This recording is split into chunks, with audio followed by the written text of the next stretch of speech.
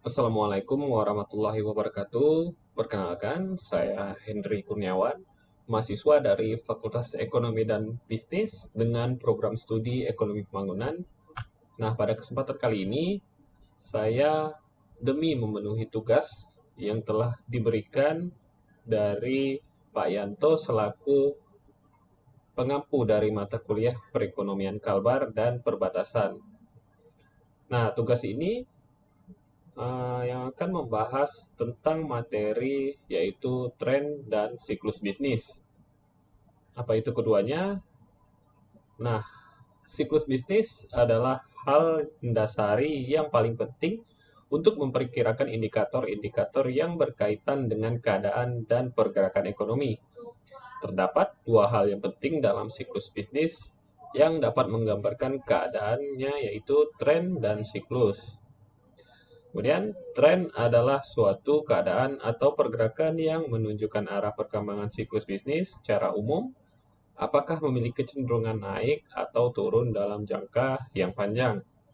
Kemudian, siklus bisnis adalah gerakan fluktuasi tingkat output di sekitar garis tren, dan gerakan siklus bisnis ini dapat terjadi kembali dalam jangka waktu tertentu. Oke, selanjutnya. Keteraturan dalam fluktuasi PDB atau produk domestik bruto. Siklus bisnis biasanya diukur dengan mempertimbangkan tingkat pertumbuhan dari produk domestik bruto yang real. Meskipun disebut sebagai siklus, fluktuasi ini dalam aktivitas ekonomi dapat terbukti tidak bisa diprediksi. Siklus boom dan bust menunjukkan ekspansi terjadi secara pesat dan kontraksi terjadi secara tajam. Ciri utama yang menentukan dari siklus bisnis ini adalah bahwa siklus tersebut merupakan fluktuasi tentang tren dalam PDB real.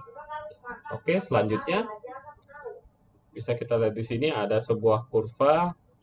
Kurva hitam ini merupakan garis yang ideal dari PDB real dalam jangka waktu ke waktu. Kemudian yang biru ini merupakan garis tren. Oke, untuk penjelasannya kita baca aja. Kurva hitam adalah jalur ideal untuk PDB real dari waktu ke waktu. Sedangkan garis berwarna adalah tren pertumbuhan dalam PDB real. PDB real berputar di sekitar tren dari waktu ke waktu dengan deviasi negatif maksimum dari tren menjadi palung, yaitu menjadi ininya, yang paling bawah. Kemudian deviasi positif maksimum dari tren menjadi puncaknya. Oke, ini untuk bagian palungnya yang terendah, kemudian ini untuk puncaknya. Amplitude adalah ukuran deviasi maksimum dari tren, dan frekuensi adalah jumlah puncak yang terjadi dalam waktu 1 tahun. Nah, dalam grafik ini, dalam 1 tahun puncak tren itu terjadi 1 kali ya. Oke, selanjutnya kita membahas tentang co-movement. Sementara PDB real berfluktuasi dalam pola yang tidak teratur, variabel makroekonomi berfluktuasi bersama dalam pola yang menunjukkan keteraturan yang kuat.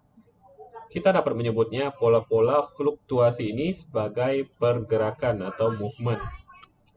Nah, Robert Lucas pernah berkomentar bahwa sehubungan dengan perilaku kualitatif co-movement di antara rangkaian waktu ekonomi siklus bisnis itu semuanya sama. Itu yang dikatakan oleh Robert Lucas. Oke, selanjutnya. Unsur penting dari co-movement adalah hubungan terdepan atau leading dan tertinggal atau lagging yang ada dalam data makroekonomi. Jika variabel makroekonomi cenderung membantu dalam memprediksi jalur masa depan dari PDB real, dapat kita katakan bahwa itu adalah leading variable. Sedangkan jika PDB real membantu untuk memprediksi jalur masa depan dari variabel ekonomi makro tertentu, maka variabel tersebut dikatakan lagging variable atau variabel tertinggal. Nah, setelah ini ada slide yang menunjukkan gambar bahwa plot time series ideal dari persentase deviasi dari tren dalam PDB real dari dua variabel X dan Y. Pada gambar selanjutnya, variabel X adalah variabel utama, sedangkan variabel Y adalah variabel tertinggal. Kemudian ada variabel yang dinamakan variabel koinsiden, yang merupakan variabel yang tidak mengarah atau tertinggal dari PDB real. Oke, kita langsung saja ke gambarnya.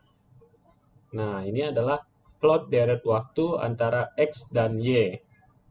Di sini ada korelasi hubungan antara X dan Y yang bersifat positif. Kita lihat di penjelasannya, dua deret waktu yang berkorelasi positif. Ketika X tinggi, Y cenderung mengikuti X juga, yang artinya tinggi juga. Bisa kita lihat di sini, jika X menurun, Y juga cenderung menurun. Ketika X naik, Y juga cenderung naik. Jadi seperti itu. Kemudian ini untuk time series yang bersifat positif hubungannya. Kemudian untuk sebaliknya, hubungan yang bersifat negatif. Nah, dua deret waktu yang berkorelasi negatif, dalam hal ini jika X Y tinggi, Y itu cenderung rendah. Bisa kita lihat di sini, dari kurva ini, atau grafik ini, hubungan keduanya berlawanan ya. Jadi ketika X rendah, Y malah tinggi. Itu juga sebaliknya, ketika X tinggi, Y malah rendah. Jadi seperti itu. Kemudian ini untuk leading and lagging variable, atau variabel yang mendahului atau leading, kemudian variabel yang tertinggal atau lagging. Kita lihat penjelasannya, X adalah variabel utama atau leading variable karena puncak dan palungnya cenderung mendahului PDB real. Y adalah variabel tertinggal atau lagging variable sebagai puncak dan palung dalam PDB real cenderung mendahului Y. Nah, bisa kita lihat di sini pada gambar pertama, X itu mendahului garis dari GDP atau PDB real. Kemudian, gambar kedua ini, garis GDP atau PDB ini mendahului dari garis Y, yang artinya Y ini tertinggal dari garis GDP atau PDB, atau bisa kita juga sebutkan bahwa GDP mendahului garis Y. Nah, ini adalah leading variable. Kemudian ini untuk lagging variable. Di sini leading variabelnya X, kemudian untuk di sini lagging variabelnya Y.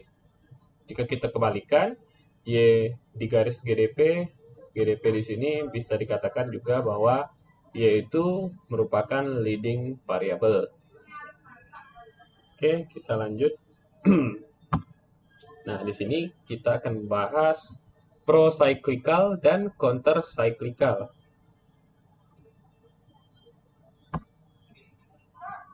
Nah, ini adalah salah satu contoh tentang pro-cyclical, di mana kita lihat pada penjelasannya.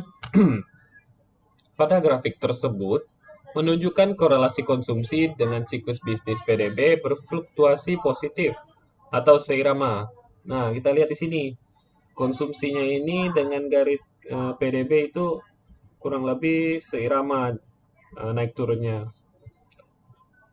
Tapi walaupun seirama dengan PDB, tingkat konsumsi ini tidak menunjukkan keadaan yang tertinggal ataupun mengarah ke PDB.